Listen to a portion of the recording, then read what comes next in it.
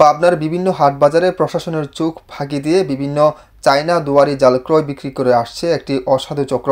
মঙ্গলবার তারই প্রেক্ষিতে গোপন সংবাদের ভিত্তিতে সাঁথিয়া সহকারী কমিশনার মোহাম্মদ নাদিয়া সুলতানের নেতৃত্বে প্রায় ৫ লক্ষাধিক টাকার চায়না দুয়ারি জাল সহ কারেন্ট জাল জব্দ করা হয়েছে।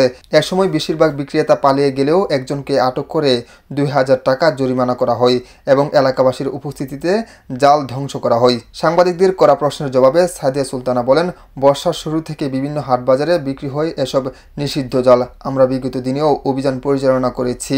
সাঁথিয়া উপজেলার মৎস্য কর্মকর্তা মোহাম্মদ শামসুর রহমান জানান, ১২৫টির অধিক চায়না দুয়ারি জাল, ১০০ মিটারের বেশি কারেন্ট জাল জব্দ করে ধ্বংস করা হয়েছে, যার আনুমানিক মূল্য ৫ লক্ষাধিক টাকা।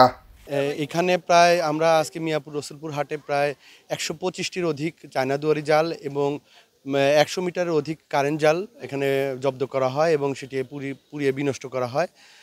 আনুমানিক ৫ লক্ষ টাকার অধিক হবে জব্দের পরিমাণ টাকা এবং একজনকে ২,০০০ টাকা জরিমানা করা হয়।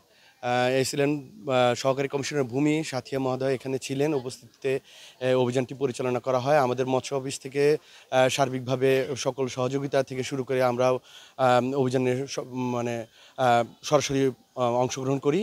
বর্ষাকাল শুরু হওয়ার পরপরই আমাদের কাছে বিভিন্ন জায়গা থেকে উপজেলার বিভিন্ন লোকজন এসে অভিযোগ করেছে যে বিভিন্ন জায়গায় এরকম অবৈধ কারেন্ট এবং চায়না জালের ব্যবসা এখন রমরমা। তো সেই অভিযোগের প্রেক্ষিতে আজকে মিয়াপুর রসুলপুর হাটে আমরা মৎস্য অফিসারের সহায়তায় এবং পুলিশ বাহিনীর সহায়তায় আমরা অভিযান পরিচালনা করি। এখানে প্রায় ৫ লক্ষাধিক টাকার কারেন্ট জাল এবং চায়না দুয়ারির জাল জব্দ করে এখন এটা বিনষ্ট করা হচ্ছে। আমাদের আরও অনেক অভিযোগ আছে এবং এই অভিযোগের প্রেক্ষিতে আমরা আরও অভিযান পরিচালনা করব।